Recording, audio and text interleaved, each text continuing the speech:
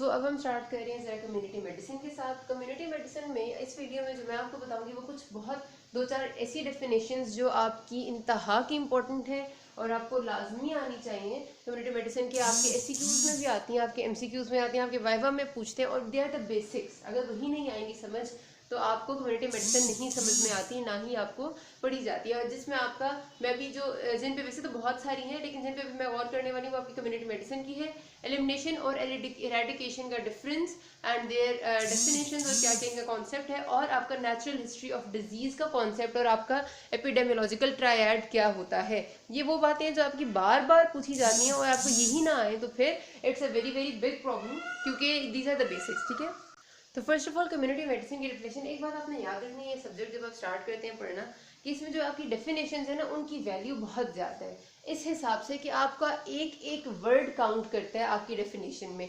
अगर आपका वर्ड भी इधर से उधर हो जाता है ना तो वो फिर आपकी डेफिनेशन अनएक्सेप्टेबल हो जाती है। ऐसा हर सब्जेक्ट में नहीं होता लेकिन कम्युनिटी मेडिसिन में ऐसा है और आपने ऐसा करना है कि कुछ ऐसी डेफिनेशन है आपकी, जैसे कम्युनिटी मेडिसिन की डेफिनेशन आ जाती है, आपकी प्राइमरी हेल्थ केयर की डेफिनेशन आ जाती है, इसी तरह आपकी वो जो मटर्नल मोर्टेलिटी रेशियो और उसके सब्जेक्ट की डेफिनेशन है, दे आर एक्सट्रीमली इंपॉर्टेंट और आपको वर्ड बाय वर्ड आनी चाहिए। ठीक है, जितनी अच्छी आप डेफिनेशन सुनाएंगे उतने ही अच्छे आपको मार्क्स मिलेंगे। कम्युनिटी मेडिसिन की बात करें, WHO की डेफिनेशन हमेशा आपने कम्युनिटी मेडिसिन की जो WHO डेफिनेशन है वही आपने एक्सेप्टेबल है वही सुनानी है। वो क्या है? कम्युनिटी मेडिसिन एक ऐसा सब्जेक्ट है, it is actually a system. ठीक है जी, शुरू होती है इट इज अ सिस्टम, यानी ये पूरा का पूरा एक सिस्टम है। सिस्टम किस चीज का? It is a system of delivery of comprehensive health care. ठीक है जी, पहली बात एक सिस्टम है, मतलब पूरा का पूरा कम्युनिटी मेडिसिन है ना, कम्युनिटी की मेडिसिन। तो it is a system of delivery of comprehensive health care. Comprehensive का मतलब है कि उतनी हेल्थ केयर जितनी it is needed for your society.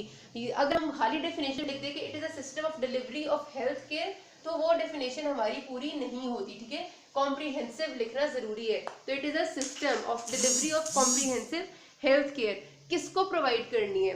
To the people, by to the people. ठीक है, to the people of community. जाहिर सी बात है कम्युनिटी के पीपल को ही या कम्युनिटी के लोगों को ही हमने प्रोवाइड करनी है, पीपल ऑफ कम्युनिटी। और किसने प्रोवाइड करनी है? By a proper health team. ठीक है जी, बाय प्रॉपर हेल्थ टीम, ये अगला हो गया इसका चीज। और फिर हमने क्यों कर रहे हैं? In order to improve the health of community. तो ये जितने इसके मैंने एस्पेक्ट्स लिखे हैं डेफिनेशन के, ये सारे आपने डेफिनेशन में लिखेंगे तो आपकी डेफिनेशन कम्युनिटी मेडिसिन की कंप्लीट होगी। कि इट इज अ सिस्टम, किस चीज का सिस्टम है? To delivery of comprehensive health care. किसको देनी है? पीपल ऑफ कम्युनिटी को। किसने देनी है? A proper health team. और क्यों देनी है? To improve the health of community. I hope so ये डेफिनेशन आपको यहीं पे याद हो जाएगी, इतनी सिंपल सी। ठीक है, तो ये आपकी कम्युनिटी मेडिसिन की डेफिनेशन है। फिर हम अक्सर बात करते हैं, ये आपका क्वेश्चन भी आता होता है कि what is the difference between elimination and eradication of a disease. याद रखिएगा ये कॉन्सेप्ट बहुत इंपॉर्टेंट है, क्योंकि आपकी डिजीजेस कुछ एलिमिनेट होती हैं और इरेडिकेट किस वक्त होती हैं ये हमें पता होना चाहिए। अगर हमारे पास एक डिजीज है जो एक पर्टिकुलर जियोग्राफिकल एरिया में, सपोज मैं कहती हूँ कि हमारे पास मतलब पूरी दुनिया में एक particular, America is a particular geographical area, हमारा जो यूएसए है। ठीक है, अगर हमारे पास एक डिजीज है जो सिर्फ यूएसए में उसकी ट्रांसमिशन खत्म हो गई है, ठीक है, यूएसए में अब वो एक से दूसरे को ट्रांसमिट नहीं हो रही, उसकी ट्रांसमिशन खत्म होगी, ट्रांसमिशन खत्म हो जाएगी तो केसेस उस डिजीज के खत्म हो जाएंगे। तो हम कहते हैं कि this disease is eliminated from that area. ठीक है, एलिमिनेशन के लिए जो चीजें रिक्वायर्ड है, सबसे पहली बात, एलिमिनेशन हमेशा एक पर्टिकुलर जियोग्राफिकल एरिया से होती है। ठीक है, कभी भी ये आप ये नहीं कह सकते कि एलिमिनेशन जो है वो पूरी दुनिया से नहीं हो सकती। एलिमिनेशन है जियोग्राफिकल एरिया से होती है। ठीक है, एक पर्टिकुलर जियोग्राफिकल एरिया, हो सकता है ज्यादा एरिया से हो, लेकिन ये नहीं होता कि आपकी पूरी दुनिया में से रूट से, अच्छा पूरी दुनिया से भी अगर कोई चीज़ एलिमिनेट हो जाती है ना तो आपने याद रखना है कि एलिमिनेशन के कॉन्सेप्ट में क्या इंपॉर्टेंट है कि उसकी डिजीज की ट्रांसमिशन रुक गई है, पर्सन टू पर्सन वो अब ट्रांसमिट नहीं हो रही। ठीक है, और उसका पॉजिटिव एजेंट फिर भी प्रेजेंट है। अगर सपोज करते हैं मलेरिया की बात करती हूँ, ठीक है, अगर मैं कहती हूँ कि मलेरिया को हमने प्रिवेंशन से, हमने इतनी प्रिवेंशन की, प्रिवेंशन किस तरह की, हमने वैक्सीन उसके खिलाफ बना ली, हमने मॉस्किटो नेट्स रिपेलेंट्स और इस तरह की चीज़ें इस्तेमाल करके उसका पर्सन टू पर्सन ट्रांसमिशन को रोक दिया, या फिर हमने उसके एजेंट से ह्यूमन के ट्रांसमिशन को रोक दिया, ठीक है। एजेंट ये ना उसका मॉस्किटो से आती है, मॉस्किटो से हमने ह्यूमन ट्रांसमिशन रोक दी, लेकिन जो उसका एजेंट है वो हमारी इन्वायरमेंट में प्रेजेंट है।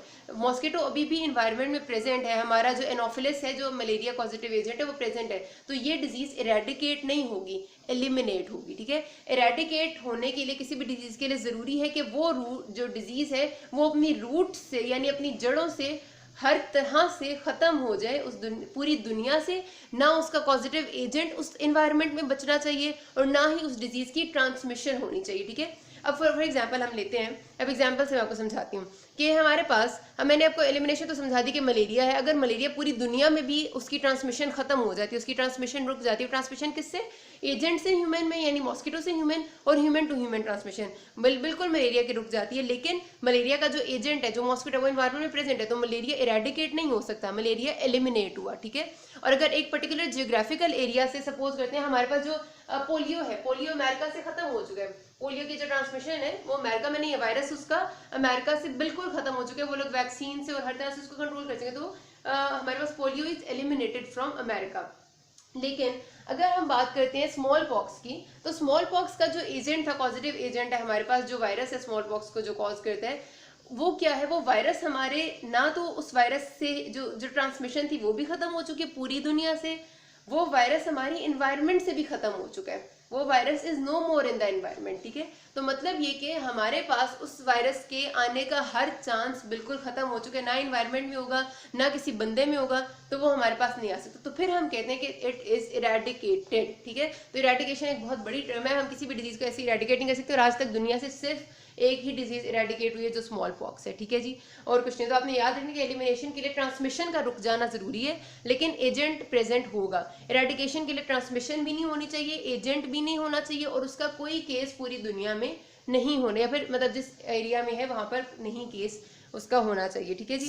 अच्छा, फिर हम इसीलिए इरेडिकेशन को हम, अगर मैं कहूँ कि सपोज वही बात देते हैं कि अगर अमेरिका में आपको मैं कहूँ कि किसी डिजीज का कोई केस भी नहीं है, अमेरिका की इन्वायरमेंट भी प्रेजेंट नहीं है और अमेरिका की ट्रांसमिशन भी रुक गई है, तो अमेरिका से क्यों नहीं कोई चीज इरेडिकेट हो सकी। तो हम अमेरिका के लिए इरेडिकेट का वर्ड इसलिए नहीं इस्तेमाल कर सकते कि इन्वायरमेंट जो है ना, वो आपको पता है कि हमारे पास इन्वायरमेंट एक ऐसी चीज है जो फिजा है, लाइक मैं ये नहीं कह सकती कि मेरी इन्वायरमेंट से कोई चीज उड़ के वहां पर नहीं जा सकती। अगर एक बंदा पाकिस्तान में है जिसको मलेरिया है, तो वो उड़ के, या फिर मतलब ये तो नहीं हो सकता कि वो पाकिस्तान में होते हुए किसी अमेरिका वाले बंदे को जो अमेरिका में रह रहे अपनी डिजीज ट्रांसमिट कर दे, ऐसा तो नहीं हो सकता, ठीक है। अगर एक बंदा पाकिस्तान में है तो और एक बंदा अमेरिका में है, तो डिजीज पाकिस्तान से अमेरिका उछल के नहीं जा सकती, लेकिन अगर एक डिजीज एजेंट है वो हमारी इन्वायरमेंट में प्रेजेंट है पाकिस्तान की, तो वो ही इन्वायरमेंट जो है वो अमेरिकन इन्वायरमेंट में जा सकती है, because it is all the environmental thing. तो इस वजह से हम इरेडिकेशन का वर्ड तभी इस्तेमाल करते हैं जब दुनिया की इन्वायरमेंट से कोई चीज निकल जाती है, ठीक है। तो आपने ये बात ना समझनी है, किसी को नहीं समझ आती, कैन अगेन आस्क मी, बहुत सिंपल सी बात है। उसके बाद अगली चीज हमने पढ़ी थी, that is natural history of disease. Natural history of disease आपका एससीक्यू भी आता होता है, इसी नाम से भी आता है, और एपिडेमियोलॉजिकल ट्रायड के नाम से भी आता है। नेचुरल हिस्ट्री ऑफ डिजीज का मतलब बेसिकली होता है कि आपके पास डिजीज, अगर आपका कोई प्रिवेंशन और कोई ट्रीटमेंट नहीं है, तो आपकी डिजीज किस तरह से आई है और किस तरह वो प्रोग्रेस करती है, ठीक है।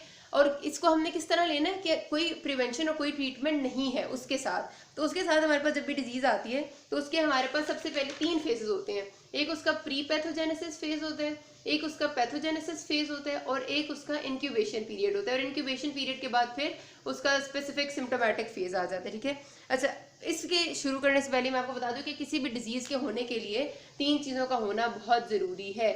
हमारे पास सबसे पहले तो एक एजेंट होना चाहिए जो डिजीज कॉज कर रहा है, ठीक है जी। सबसे पहले तो हमारा एजेंट आ जाएगा, उसके बाद हमारे पास वो एनवायरनमेंट होना चाहिए जिसमें आपका एजेंट फ्लरिश करेगा, ठीक है, एनवायरनमेंट होनी चाहिए, और उसके बाद एजेंट जिसको डिजीज कॉज करे यानी एक होस्ट भी प्रेजेंट होना चाहिए। तो इन तीनों चीजों का होना और इन तीनों चीजों का आपस में इंटरेक्ट करना is the result, it results into a disease. अगर ये तीनों चीजें में से कोई एक चीज भी एब्सेंट होगी, डिजीज नहीं हो सकती। अगर एनवायरनमेंट ही नहीं, सपोज एजेंट हमारे पास प्रेजेंट है, कोई भी एजेंट है जो कि आपका फ्लरिश करता है, सपोज करते हैं कि उसका एयरबोर्न, मतलब वो उसने हवा में फ्लरिश करना है लेकिन एयर ही नहीं है, तो वो एजेंट कैसे जिंदा रह सकते हैं। अगर एजेंट और एनवायरनमेंट प्रेजेंट है, होस्ट ही नहीं है, तो डिजीज ही नहीं हो सकती। तो तीनों चीजों का होना भी जरूरी है, और तीनों चीजें जब इंटरेक्ट करती हैं तो डिजीज हो जाती है। क्योंकि अब सपोज करते हैं हम प्री पैथोजेनेसिस फेज की बात करते हैं, इस फेज में ये होता है कि हमारे पास तीनों चीजें प्रेजेंट है लेकिन इंटरेक्ट नहीं कर रही। सपोज अभी मैं यहाँ पर खड़ी हुई हूँ लेकिन मुझे